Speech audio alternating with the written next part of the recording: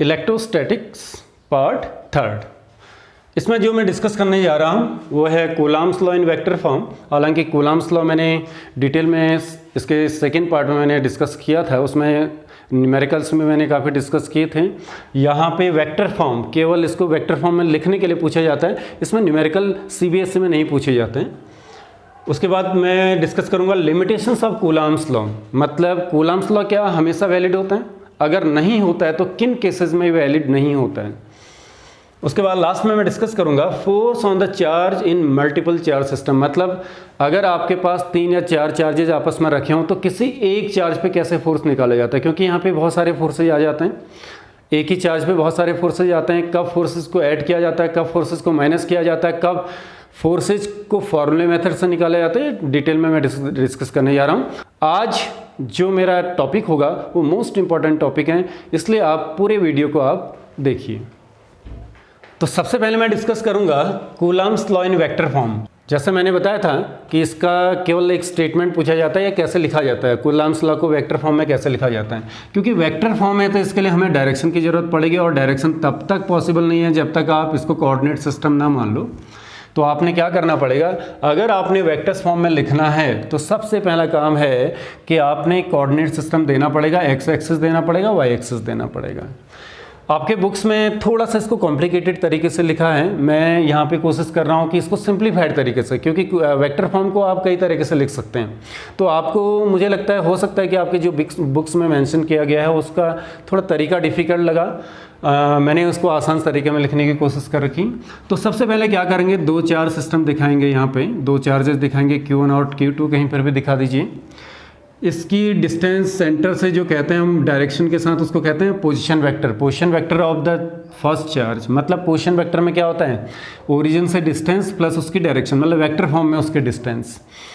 इसी तरह से इसकी पोजीशन वेक्टर दिखाएंगे, मान लेते हैं कितनी दूरी पे, R2 विद डायरेक्शन, इसको कहते हैं position vector of second charge. और इनके बीच में जो डिस्टेंस होगी, यहाँ से यहाँ तक की जो डिस्टेंस होगी उसको कहेंगे R12, मतलब 1 से कहाँ की डिस्टेंस, 2 की डिस्टेंस। तो इसको ऐसे बोला जाए, इसलिए एरो भी मैंने दे दिया R12, 12 का मतलब डिस्टेंस फ्रॉम 1 to 2। अब क्या करना है, ये तो आपका एक अरेंजमेंट हो गया विद डायरेक्शन, क्योंकि वेक्टर फॉर्म में हम बात करें तो डायरेक्शन पक्का आप मेंशन करेंगे यहाँ पे। अब फार्मूला जैसे कि आपने पूरा लिखा था वहाँ पे, स्केलर फॉर्म में आपने फार्मूला क्या लिखा था 1/4 pi epsilon naught Q1 Q2 upon R², ये लिखा था आपने। एक चीज़ यहाँ पे करना है कि यहाँ पे R12 डिस्टेंस, ये मैग्नीट्यूड आएगा, अभी यहाँ पे वेक्टर नहीं आएगा, यहाँ पे 1 2 का मतलब डिस्टेंस बिटवीन 1 and 2, इतना आप कहेंगे। अब वेक्टर बनाना है तो इसको वेक्टर बनाना पड़ेगा हमें। फोर्स किस पर लग रहा है, 2 पर लग रहा है, किसके द्वारा, 1 के द्वारा।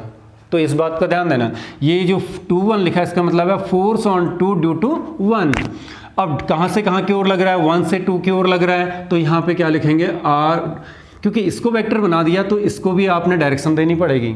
जब तक यहाँ पर डायरेक्शन, ये तो केवल मैग्नीट्यूड बताएगा, ये वाला पार्ट केवल मैग्नीट्यूड बताएगा, क्योंकि मैंने इसको वेक्टर बनाना है तो मुझे डायरेक्शन देनी पड़ेगी। जैसे आपको पता I cap, J cap, K cap ऐसे देते थे वेक्टर में डायरेक्शन। यहाँ पे A वेक्टर की डायरेक्शन क्या होती है, A वेक्टर की डायरेक्शन होती है A कैप। तो इसको वेक्टर बनाने के लिए क्या करना पड़ेगा, इसको मुझे यहाँ पे 2 1 लिखा है तो यहाँ पे 1 2 लिखेंगे और इसको कैप दे देंगे। मतलब ये जो फोर्स है 1 से कहाँ की ओर है, 2 की ओर है। जो फोर्स है वो कहाँ पे, 1 से 2 की, और इसका मतलब क्या है, सेकेंड पे फोर्स फर्स्ट के द्वारा। इतना ध्यान देना है कि यहाँ पर 2 1 लिखेंगे तो और यहाँ पे क्या लिखेंगे आप, 1 2 लिखेंगे। इसका मतलब आपने कूलम्ब्स लॉ को वेक्टर बना दिया। फोर्स को किस फॉर्म में लिख दिया आपने, वेक्टर फॉर्म में लिख दिया। इसके 2 पार्ट होते हैं, ये इसका मैग्नीट्यूड होता है और ये क्या होगा, इसका डायरेक्शन हो गया। जैसा कि मैंने पहले बोला था कि इस पर न्यूमेरिकल नहीं पूछा जाता है, हाँ 1 मार्क्स का पूछा जाता है कि कूलम्ब्स लॉ को वेक्टर फॉर्म में आप कैसे लिखेंगे। अब हम बात करते हैं लिमिटेशंस ऑफ कूलम्ब्स लॉ। ये भी 1 मार्क्स का पूछा जाता है नॉर्मली। लिमिटेशन जैसे कि मैंने लिखा है, कहाँ कहाँ पे कूलम्ब्स लॉ आप अप्लाई नहीं कर पाते हैं, कहाँ कहाँ पे कूलम्ब्स लॉ सही रिजल्ट नहीं दे पाता है। तो पहला तो है applicable for the point charge only. Point का मतलब समझ रहे हैं कि एक छोटा सा पॉइंट पे चार्ज है, बहुत बड़े वॉल्यूम पे नहीं है चार्ज। इस तरह से 2 बड़े से वॉल्यूम पे कुछ चार्ज दे दिया आपने और यहाँ पर भी प्लस चार्ज दे दिया पूरे वॉल्यूम में, और यहाँ पर भी प्लस चार्ज दे दिया पूरे वॉल्यूम में।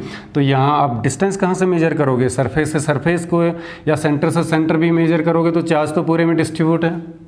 और इसका तरीका, डिस्ट्रीब्यूशन का तरीका भी अलग अलग हो सकता है ये प्लेट में हो सकता है वॉल्यूम में हो। तो सिस्टम अरेंजमेंट किस तरह का चार्ज है, तो ध्यान देना इस केसेस में जो आपका बहुत बड़ा चार्ज है इसके लिए आप एप्लीकेबल नहीं है, बल्कि ये जो आपका एप्लीकेबल होगा केवल और केवल माना जाता है कि बहुत छोटे दो चार्जेस के बीच में जो फोर्स लगता है उसी को आप कैलकुलेट करते हैं किसके हेल्प से, कूलम्ब्स लॉ की हेल्प से। एक तो ये लिमिटेशन हो गई। दूसरा है चार्ज आपका रेस्ट पे होना चाहिए, जैसे कि लिखा है रेस्ट पे चार्ज, क्योंकि चार्ज जब मोशन पे आ जाता है तो इसके साथ एक फील्ड और एसोसिएट होता है जिसको कहते हैं मैग्नेटिक फील्ड, आगे हम पढ़ेंगे। चार्ज अगर रेस्ट में हो तो केवल और केवल कौन सा फील्ड प्रोड्यूस करता है, इलेक्ट्रिक फील्ड प्रोड्यूस करता है। और जब चार्ज मोशन पे आ जाता है तो इलेक्ट्रिक फील्ड के साथ साथ कौन सा फील्ड प्रोड्यूस करता है, मैग्नेटिक फील्ड भी प्रोड्यूस करने लग जाता है। तो इस कारण से थोड़ा सा क्या होता है, इसमें चेंजेज आने लग जाते हैं। तो कभी भी चार्ज क्या होना चाहिए, रेस्ट पे होना चाहिए।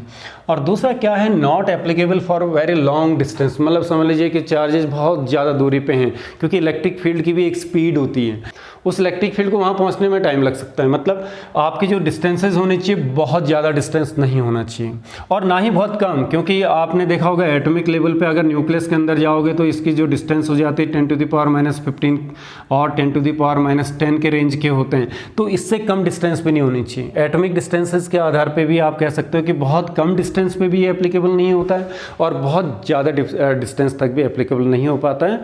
तो और इसमें जो पूछा जाता है, इसमें केवल 1 मार्क्स का पूछा जाता है कि क्या क्या लिमिटेशंस होती हैं। तो समझ लीजिए ना, पॉइंट चार्ज के लिए अप्लाई नहीं होता है, केवल रेस्ट चार्ज के लिए अप्लाई होता है। और दूसरा क्या है कि चार्जेज बहुत ज़्यादा दूर नहीं होने चाहिए और चार्जेज बहुत ज़्यादा पास नहीं होने चाहिए। अब सबसे ज़्यादा इम्पॉर्टेंट और सबसे ज़्यादा दिक्कत करने वाला टॉपिक है बच्चों को, force due to a multiple charges. जैसा कि मैंने कई बार बता चुका हूँ कि एक चार्ज पे कई सारे फोर्सेस काम कर रहे हैं, तो टोटल फोर्स कैसे निकालेंगे, इसको समझने से पहले मैं कुछ बेसिक चीज़ें बता देता हूँ। आपने क्योंकि 11th क्लास में वेक्टर आपने पढ़ा है, तो वेक्टर का एडिशन कैसे होता है, तो मैं कुछ रूल्स आपको बता देता हूँ। मान लेते हैं दो फोर्स, चलो वेक्टर में यहाँ पे फोर्स मान लेता हूँ, अभी वेक्टर बोलो या फोर्सेज बोलो, दो फोर्सेस सेम डायरेक्शन पे हैं, एक फोर्स ये है एक फोर्स है, सेम डायरेक्शन में। तो टोटल फोर्स कैसे निकाला जाता है, टोटल फोर्स का जो मैग्नीट्यूड निकाला जाता है, सीधा दोनों के मैग्नीट्यूड को ऐड कर दो, कोई दिक्कत नहीं है इसमें। दूसरा, अगर दो फोर्सेज एक दूसरे के ऑपोजिट डायरेक्शन में काम कर रहे हैं, मान लेते हैं ये फोर्स इधर को और ये फोर्स इधर को काम कर रहे हैं, तो इनका जो रिजल्टेंट मैग्नीट्यूड होगा वो कैसे निकालेंगे, बड़े वाले में से छोटे वाले को माइनस कर दीजिए, क्योंकि एक दूसरे को क्या करेंगे, कैंसिल कर देंगे। तो मैग्नीट्यूड जो निकाला जाता है वो निकाला जाता है सिंपली डिफरेंस से। दूसरा रूल हो गया। तीसरा, मान लेते हैं दो फोर्सेस ना तो सेम डायरेक्शन पे हैं ना अपोजिट डायरेक्शन पे हैं, किसी एंगल पे काम कर रहे हैं, F1 और F2, ये फोर्स दूसरा है, ये फोर्स फर्स्ट है। तो इनका जो मैग्नीट्यूड निकालोगे वो आप ना तो ऐड करोगे इनको ना इनको माइनस करोगे, तो इनको सीधे फॉर्मूले मेथड से निकाल लेना। फॉर्मूला आपने पढ़ा था, दो वेक्टर का सम का formula a² + b² + 2ab cos theta पढ़ा था। तो यहाँ पे F1² + F2² + 2F1 F2 cos theta आपको पता है, और थीटा क्या होता है, इनके बीच का एंगल होता है। तो आपको ये बेसिक चीज़ें पता होनी चाहिए। ये पता होने के बावजूद भी आप क्या होता है, सबसे बड़ी दिक्कत क्या आती है, फोर्स की डायरेक्शन पता करना। भाई क्या है, किसी चार्ज पे जो चार्ज आपको दिया गया है, इसके बगल में जो भी चार्जेज आपके रखे हैं, तो मान लेते हैं ये फर्स्ट चार्ज है, ये सेकंड चार्ज है और ये थर्ड चार्ज है। आपसे पूछा जाएगा कि आप या तो फर्स्ट पे फोर्स निकालिए, या आप सेकंड पे फोर्स निकालिए, या थर्ड पे फोर्स निकालिए, पूछा गया होगा। और इनके बीच की डिस्टेंस दे दी गई होगी, कुछ भी दे दी गई होगी, R1 दे दी गई होगी, इसके बीच की डिस्टेंस R2, इस तरह से कुछ दे दिया गया होगा, इनका मैग्नीट्यूड दे दिया गया होगा।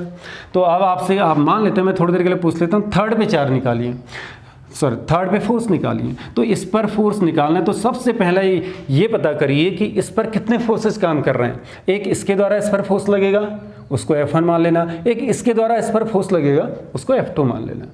अब F1 F2 आप कैलकुलेट कर सकते हैं भाई, इनके बीच का फोर्स F1, इनके बीच का फोर्स F2, ये तो कैलकुलेट कर सकते हैं। अब इनमें से हमें देखना है कि कैसे करना है, ऐड करना है कि माइनस करना है कि फॉर्मूला लगाना है। तो उसके लिए क्या करना पड़ेगा, इस पर दो फोर्सेज जो लग रहे हैं उनकी डायरेक्शन तो देनी पड़ेगी ना आपने। तो डायरेक्शन देना देखो कैसे आप करेंगे, थोड़ी देर के लिए मैं मान लेता हूँ कि ये चार्ज नहीं है यहाँ पे और इस चार्ज ने इस पर फोर्स लगाया। अब बताओ कैसे निकालेंगे, क्या करना, आप जिसने फोर्स लगाना है जिस पर, उनको मिलाते हुए एक लाइन ड्रॉ कर दीजिए। लाइन ड्रॉ करेंगे तो इस पर फोर्स या तो बाहर की ओर लग रहा होगा या अंदर, बस यही दो पॉसिबिलिटी है वो फोर्सेस की। इसी लाइन पे फोर्स काम करेगा, ऐसा नहीं कि इसको लाइन को छोड़ के कहीं इस लाइन पे काम करेगा, नहीं। इन दोनों के बीच में फोर्स निकालना है तो सबसे पहले क्या करिए, इसको इससे मिला दीजिए और इस पर फोर्स या तो बाहर की ओर होगा या अंदर की ओर होगा, बस दो ही पॉसिबिलिटी हो सकती हैं। तो अब आपको देखना पड़ेगा कि चार्ज कैसा है, ये इसको रिपेल करेगा कि अट्रैक्ट करेगा। तो सीधी सी बात है, प्लस प्लस है तो ये क्या करेगा, इसको बाहर की ओर धक्का देगा। तो इसका मतलब फोर्स की डायरेक्शन हो गई ये। तो इसने इस पर फोर्स कहाँ की ओर लगाया, बाहर। ये जो फोर्स है यहाँ पर लग रहा है, ये तो खाली डायरेक्शन बता रहा है। अच्छा, दूसरा चार्ज यहाँ पे दिखाया था, इसको मैंने कोई भी चार्ज दे दिया था, सेकंड चार्ज दे दिया था।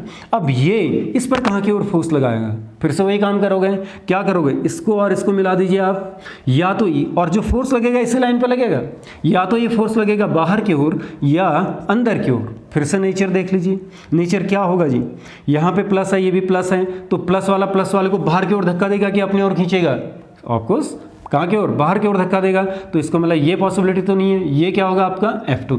तो अब आपका इसके द्वारा फोर्स की डायरेक्शन पता चल गई, इसके द्वारा फोर्स की डायरेक्शन पता चल गई। तो इनके बीच का एंगल अगर आपको पता है, वहाँ पे कुछ ज्योमेट्री ऐसे दी गई होगी, आप आसानी से इसको कैलकुलेट कर सकते हैं, तो फोर्स निकाल सकते हैं। अगर मान लेते हैं, थोड़ी देर के लिए एक और दे देता हूँ, सिस्टम दे देता हूँ, ये प्लस है, ये माइनस है और ये माइनस है। अब आपको निकालना है, चलो इस पे फोर्स निकालना है, इस पर अगेन हम फोर्स निकाल लेते हैं। तो इस पर कितने फोर्स काम करेंगे, एक इसके द्वारा फोर्स लगेगा और एक इसके द्वारा फोर्स लगेगा, दो फोर्स लगेंगे। इतना तो आपको पता है कि इसके अगल बगल दो चार्ज रखेंगे तो दो ही फोर्स लगेंगे। अब पहले मैं बात करता हूँ, इसने इस पर कहाँ की ओर फोर्स लगाया। तो पहला काम क्या है, इसको आप मिलाते हुए लाइन ड्रॉ कर दीजिए। इसने इस पर या तो बाहर की ओर फोर्स लगाया होगा या क्या होगा, अंदर की ओर फोर्स लगाया होगा, इसी लाइन पे काम करेगा। तो इसी लाइन पे काम करेगा तो आप नेचर देख लीजिए, ये अपनी ओर खींचेगा या रिपेल करेगा। तो प्लस वाला है, प्लस वाला निगेटिव वाले को क्या करेगा, अपनी ओर अट्रैक्ट करेगा। तो इसका मतलब ये तो पॉसिबिलिटी है नहीं। तो ये हो गया फोर्स F1 इस पर। अब मैं इसकी बात करता हूँ, ये और ये सेम चार्ज के हैं, तो इसने इस पर, क्योंकि डायरेक्शन इस पे देना है बस, तो इसने इस पर कहाँ की ओर, इसी लाइन पे लग करेगा ये काम, या तो ये बाहर की ओर फोर्स लगेगा या अंदर की ओर लगेगा। अब आपको थोड़ा सा आइडिया आ रहा होगा कि ये बाहर वाला फोर्स होगा या अंदर वाला फोर्स होगा। अब नेचर देखना पड़ेगा, ये माइनस है, ये माइनस है, माइनस वाले को क्या करेगा, रिपेल ही तो करेगा, कोई अपनी ओर तो अट्रैक्ट करेगा नहीं। तो इसका मतलब ये अपने ओर अट्रैक्ट तो करने वाला है नहीं, तो रिपेल करेगा। तो ये फोर्स हो गया, इन दोनों के बीच का एंगल हो गया ये थीटा। तो आप क्या कर सकते हैं, नेचर के आधार पे, इनके नेचर के आधार पे, अगर मैं कहूँ चलो थोड़ी देर के थोड़ा सा एक स्टेप आगे चले जाते हैं, मैं कहता हूँ यहाँ पर मत निकालिए आप फोर्स की डायरेक्शन, मुझे इस पर फोर्स नहीं निकालना, मुझे इस पर फोर्स निकालना है। तो सिस्टम बदल जाएगा पूरा, देखो कैसे बदलेगा। अब क्या होगा, मुझे इस पर फोर्स निकालना है, इस पर नहीं, इस पर निकालना। तो क्या करोगे, इस पर कितने फोर्सेस काम करेंगे, दो फोर्सेस काम करेंगे, एक ये लगाएगा इस पर और एक ये लगाएगा इस पर। तो अब इस पर मुझे देनी है, तो कैसे देंगे आप, इसने इस पर जो लगाएगा फोर्स, इस पर जो फोर्स लगाएगा या बाहर की ओर लगाएगा या अपनी ओर लगाएगा। तो क्या करेगा, ये जो चार्ज है इसको, क्योंकि माइनस है और ये क्या है प्लस, माइनस वाला प्लस वाले को क्या करेगा, अपनी ओर खींचेगा। इसका मतलब ये चार्ज इसको अपनी ओर खींचेगा। इसको दे दीजिए F1। अब इसकी बात करो, यहाँ पे इसने इस पर कहाँ की ओर लगाया फोर्स, इस पर जो डायरेक्शन देनी है किस डायरेक्शन में होगा, या तो इस पर ये बाहर की ओर होगा या इस पर कहाँ की ओर होगा, अंदर की ओर होगा। तो अब ध्यान दीजिए, ये भी माइनस है, ये प्लस है, तो ये माइनस वाला इस चार्ज को अपनी ओर खींचेगा कि अपने से दूर करेगा। तो ये जो चार्ज है इसको अपनी ओर खींचेगा, अपनी ओर खींचेगा तो क्या होगा, ये F2 हो जाएगा। तो ये आपका हो गया थीटा। तो किसी भी चार्ज में आपको अगर आपको फोर्स निकालना है तो पहला काम है पता करिए कि इस पर कितने फोर्सेस काम करेंगे, और दूसरा काम है ये पता करिए कि उनकी डायरेक्शन क्या होगी। तो अब एक बेसिक चीज़ें मैंने बता दी हैं, अब आते हैं हम सीधे क्वेश्चन पे, कैसे इस तरह के क्वेश्चन पूछे जाते हैं।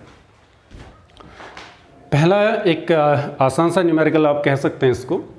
एक सिस्टम दे रखा आपका, इसमें लिखा है इक्विलेटरल ट्रायंगल, मतलब एक ऐसा ट्रायंगल है जिनकी तीनों साइड क्या हैं, आपके सेम हैं और साइड की लेंथ दे रखी 2 metre. Find the force at B. आपने ये बी है, यहाँ पर फोर्स निकालना है, तो यहाँ पर फोर्स निकालना है तो सेम होगा। कैसे आप करेंगे, इक्विलेटरल ट्रायंगल है, पहली बात तो ये ध्यान दीजिए, बी पर कितने फोर्सेस काम करेंगे, 2 फोर्स काम करेंगे, एक ए ने लगाया और एक किसने लगाया, सी ने लगाया। तो आप कह सकते हैं कि 2 फोर्सेस की डायरेक्शन क्या होगी। तो सबसे पहले बी पर आपने डायरेक्शन देनी है। बी पर डायरेक्शन देने के लिए ए का डायरेक्शन दे दीजिए। ए ने बी पर कहाँ की ओर लगाया होगा, इसी लाइन को मिलाइए, या तो ये बाहर की ओर होगा या अपने अंदर की ओर होगा। तो क्या करेगा, ए प्लस है, बी पर भी प्लस है, क्योंकि दोनों प्लस हैं तो रिपेल करेंगे। ये इसको कहाँ की ओर रिपेल करेगा, बाहर की ओर रिपेल करेगा। तो इसको मैं नाम देता हूँ एफ ए। ए मतलब ए ने इस पर लगाया, तो क्या है, ये प्लस है और ये प्लस है, तो इसी लाइन पर या तो अपनी ओर खींचेगा इसी लाइन पर, या क्या करेगा, या अपने से दूर करेगा, क्योंकि ये प्लस है ये भी प्लस है तो दूर करेगा अपने आप को, अपने से दूर करेगा। ये हो गया पहला फोर्स। अब ध्यान देना, इस पर जो फोर्स लग रहा है इसके द्वारा जो फोर्स लगेगा इसी लाइन पे लगेगा, या तो ये बाहर की ओर होगा या अंदर की ओर होगा।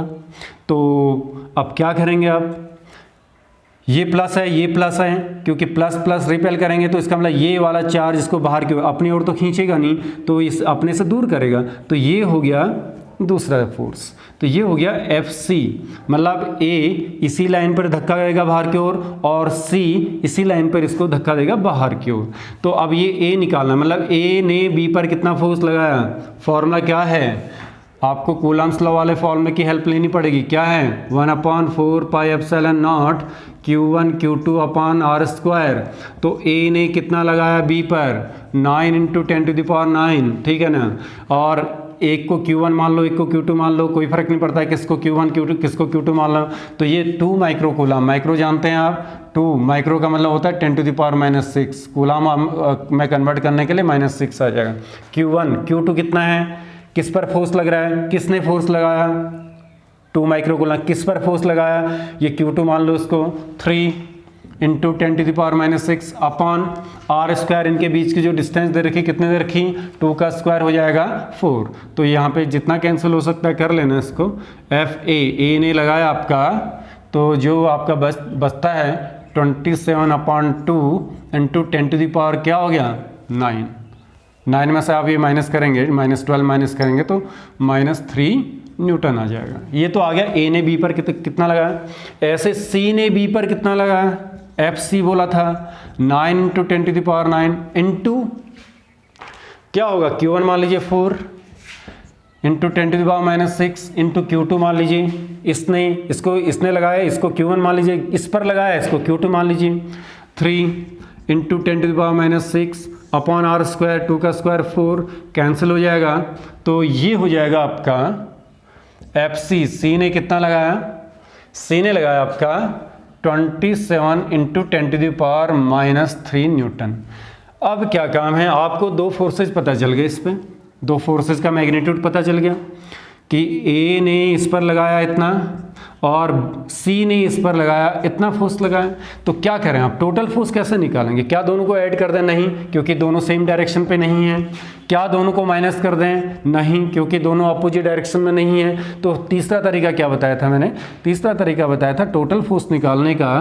तो F A square plus F C square plus 2FA F C cos theta. F A आपको दिया गया है, इसको यहाँ पे सब्स्टिट्यूट कर लो, एफ सी आपको दिया गया है, इसको सब्स्टिट्यूट कर लो, कॉस थीटा यहाँ से पता चलेगा। कुछ ना कुछ आपको क्वेश्चन में हिंट दी गई होगी कि थीटा कैसे निकालेंगे। ये थीटा और ये देखो, थीटा होगा क्या, पहले तो बताइए थीटा क्या है, 2 फोर्सेस के बीच का एंगल, 2 फोर्स, एक ये फोर्स है और एक ये फोर्स है, इनके बीच का एंगल है ये थीटा। इन दोनों के बीच का एंगल जो होता है, दो फोर्सेस के बीच का एंगल जो होता है उसको थीटा कहते हैं। तो ये थीटा है, ये थीटा और ये बराबर होंगे क्योंकि वर्टिकली अपोजिट एंगल है। तो इसका मतलब जो ये एंगल होगा वही ये भी एंगल होगा, क्योंकि इक्विलैटरल ट्रायंगल है। इक्विलैटरल ट्रायंगल का हर कोई एंगल कितने का होता है, 60 डिग्री। ये 60 है तो ये भी क्या होगा आपका 60 cos 60। यहाँ पे थीटा इक्वल टू रख लीजिए 60 डिग्री। तो दोनों को आप कैलकुलेट करेंगे, वैल्यू रखेंगे तो आप कैलकुलेट कर लेंगे इसको।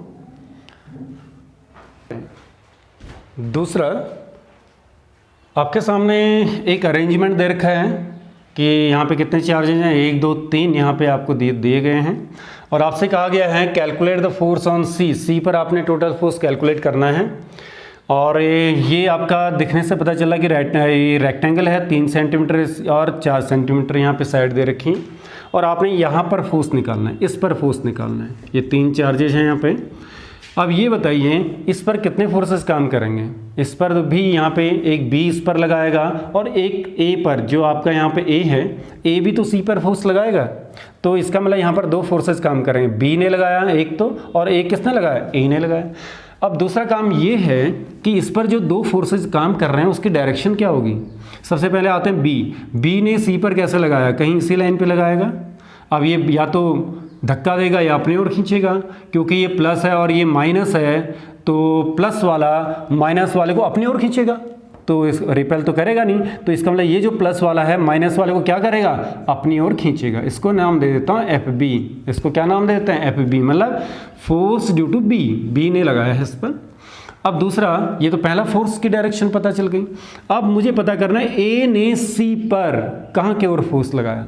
तो ए और सी को मिलाइए, ए और सी को मिलाइए, मिलाते हुए लाइन ड्रॉ करिए। इसी लाइन पर फोर्स लगेगा, या तो बाहर की ओर धक्का देगा या अपनी ओर खींचेगा। नेचर देखें, ये प्लस है और ये क्या है, माइनस है। तो प्लस वाला माइनस को क्या धक्का देगा बाहर की ओर, नहीं, अपनी ओर खींचेगा। इसी लाइन पर धक्का देगा या इसी लाइन पर खींचेगा, इसको इस लाइन से हट के नहीं देगा कभी भी, कभी ऐसे नहीं करेगा ये, क्योंकि ये लाइन से हट गया। तो क्या करेगा, प्लस वाला माइनस वाले को बाहर की ओर धक्का तो नहीं देगा, अपनी ओर खींच लेगा, अपनी ओर खींच लेगा। अब क्या करेंगे आप, बहुत ही बढ़िया क्वेश्चन है। थीटा कैसे पता करेंगे, ध्यान देना इसमें थीटा पता करने का कोई और तरीका है यहाँ पे। अब आपका काम है बी ने सी पर कितना फोर्स लगाया निकाल लेना। आप एफ बी निकाल लेना, क्या 9 × 10⁹ इंटू 10, मैं फटाफट कर देता हूँ, 10 × 20 माइक्रोकूलम का जो हो जाता है। अच्छा, एक बहुत इंपॉर्टेंट चीज़ ध्यान देना जो मैं मिस कर गया था, कि यहाँ पर जो मैग्नीट्यूड होता है मॉड में रखा जाता है। मॉड का मतलब आप माइनस को नहीं रखेंगे, अगर कहीं पे माइनस भी है तो फॉर्मूले में माइनस नहीं रखेंगे। इस बात को ध्यान देना आप। जो भी वेक्टर क्वांटिटीज़ होती हैं जिसमें आप डायरेक्शन देते हैं उसमें आप कभी भी मैग्नीट्यूड ही में प्लस में रखेंगे, माइनस में नहीं रखेंगे। काफ़ी इंपॉर्टेंट चीज़ है। तो आप Q1 Q2 का मतलब 200 आप देख लेना, इंटू माइक्रो यहाँ पर भी आएगा, माइक्रो यहाँ पे भी आएगा, 10⁻⁻12 हो जाएगा, अपॉन आर स्क्वायर कितना होगा जी, 4 है तो ये भी 4 हो जाएगा। 4 का स्क्वायर कितना हो जाएगा आपका 16। इसको कैलकुलेट कर लेना आप, इसको कैलकुलेट करना आप जानते हैं। आप क्या करेंगे, ए ने सी पर कितना फोर्स लगाया, फिर से वही बात करेंगे। तो अच्छा, यहाँ बी और सी के बीच की डिस्टेंस कितनी थी, 4, इसलिए 4 रख दिया था। अब यहाँ पे ए ने कितना फोर्स लगाया, सेम 9 × 10⁹ इंटू Q1 वही है आपका 20 × 20 कितना हो जाएगा, फिर से यहाँ पे 20 × -20 नहीं करेंगे, 20 × 20 करेंगे, इंटू 10⁻12 अपॉन आर। अब ये जो डिस्टेंस होगी यहाँ से यहाँ तक की डिस्टेंस, वो तो निकाल सकते हैं आप। ये 3 है, पाइथागोरस थ्योरम लगाएंगे आप। ये 3 है क्योंकि ये राइट एंगल है, और ये आपका 4 है, तो ये हाइपोटेनस निकल जाएगा। ए ने सी पर फोर्स निकालना है, तो ए और सी के बीच की डिस्टेंस चाहिए आपको। तो ये हो जाएगा 3 का स्क्वायर, और 4 का स्क्वायर का अंडर रूट निकालिए 25 का अंडर रूट निकालिए 5, तो ये हो जाएगा 5 का स्क्वायर। यहाँ पे इसको थोड़ी देर के लिए आप सेंटीमीटर ना मान लें, इसको मीटर मान लीजिए। मीटर मानेंगे तो बेटर होगा ना, अदरवाइज आपको कन्वर्ट करना पड़ेगा मीटर में। तो ये हो जाएगा आपका 25। तो ये आपका 2 फोर्सेज हो गए, 2 फोर्सेज हो गए, और इनके बीच का एंगल क्या होगा, ये थीटा होगा, क्योंकि आपका एक फोर्स ऊपर की ओर लग रहा है, एक फोर्स यहाँ की ओर लग रहा है। इन दोनों के बीच का जो भी एंगल होता है वो क्या होगा, थीटा। तो अब जो फॉर्मूला आप रखेंगे टोटल फोर्स निकालने का, टोटल फोर्स फिर से वही काम करेंगे, एफ ए का स्क्वायर प्लस एफ बी का square plus 2FA F B cos theta. अब मेन काम है थीटा पता करना। एफ ए का मैग्नीट्यूड तो पता है आपको, एफ बी का मैग्नीट्यूड आपको पता है, कैलकुलेट करके रख सकते हैं आप। सॉल्व करना आपको बहुत ज़्यादा मुश्किल काम नहीं होगा, केवल आपने मल्टीप्लाई और स्क्वायर करना है। दिक्कत कहाँ पे आती है? थीटा निकालने में। अब ये जो थीटा आएगा देखो कैसे निकलेगा, ये तो स्क्वायर होता, अगर ये स्क्वायर होता तो ये 45 का होता, क्योंकि स्क्वायर नहीं है, रेक्टेंगल है। रेक्टेंगल में कभी भी एंगल आपका क्या बराबर बराबर डिवाइड नहीं होता है, तो ये थीटा आप कैसे निकालेंगे? तो थीटा मत निकालिए आप, थीटा निकालने की जरूरत ही नहीं है आपको, आप सीधा कॉस थीटा निकाल लेना। ये जो कॉस थीटा आपको दिख रहा है उससे निकाल दो। ये जो ट्राइंगल दिख रहा है आपको ना, राइट एंगल ट्राइंगल दिख रहा है, ये आपको राइट एंगल ट्राइंगल दिख रहा है, और आपको पता है cos theta sine theta right angle triangle से आसानी से निकाले जा सकते हैं। कब? जब उस राइट एंगल ट्राइंगल के तीनों साइड आपको पता हो। तो ये थीटा है, तो थीटा के सामने वाली साइड को क्या कहते हैं? परपेंडिकुलर, और ये जो 90 के सामने वाली होती है उसको हाइपोटेन्यूस, और बाकी जो बच जाती है उसको क्या कहते हैं आप? बेस। तो कॉस थीटा इक्वल टू क्या होता है? कॉस थीटा इक्वल टू होता है बेस अपॉन हाइपोटेन्यूस। बेस क्या है? ये जो बेस है वो 4 से 4 है, अपॉन हाइपोटेन्यूस क्या है? 5। बस आपको थीटा निकालने की जरूरत ही नहीं है, सीधा ही कॉस थीटा निकल गया डायग्राम से। ये जो आपका ट्रायंगल दिख रहा है इसी से आपका सीधा थीटा निकल गया। यहाँ पे आप थीटा के बदले क्या रखेंगे? 4/5। बाकी एफ ए और एफ बी की वैल्यू यहाँ पे रख दीजिए। रखने के बाद आप इसको कैलकुलेट कर सकते हैं। तो ऐसे 2-3 क्वेश्चन और करेंगे जिसमें हमें थीटा निकालने में दिक्कत होती है।